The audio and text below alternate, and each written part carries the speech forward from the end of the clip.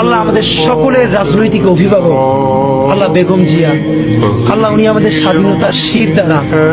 আল্লাহ আমরা যখন বুঝতাম না পুরো বাংলাদেশে একজন মানুষ যদি স্বাধীনতার পক্ষে আল্লাহ মেরুদণ্ড সোজা করে দাঁড়িয়েছিলেন, উনি আমাদের বেগম জিয়া। আল্লাহ উনি চরম অসুস্থ অবস্থায় আছেন। আল্লাহ আমাদের প্রাণের অভিভাবক বেগম জিয়াকে আল্লাহ আপনি সুস্থ করে দেন। আল্লাহ বাংলাদেশের সামনে আরো কঠিন সময়, এই কঠিন সময়ে ওনার বেঁচে থাকা খুব দরকার। আল্লাহ উনি বেঁচে থেকেও যদি শুধু সবাইকে গাইড করে, পরামর্শ দেয়, সেটা আমাদের জন্য আল্লাহ আমাদেরকে রাজনৈতিক মুরব্বী হারা আপনি কইরেন না।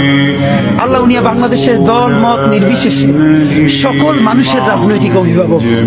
আল্লাহ উনি আমাদের স্বাধীনতা সার্বভৌমত্বের অভিভাবক। আল্লাহ বেগম জিয়ার উপরে আপনার খাস রহমত নাজিল করেন। হে আল্লাহ তার সমস্ত গুনাহগুলো মাফ করে দেন। হে আল্লাহ তাকে পরিপূর্ণরূপে সুস্থ করে দেন। আল্লাহ বেগম জিয়া তো একদিন অবশ্যই আপনার কাছে যাবে, কিন্তু বাংলাদেশ একটা স্থিতিশীল পর্যায়ে গেছে।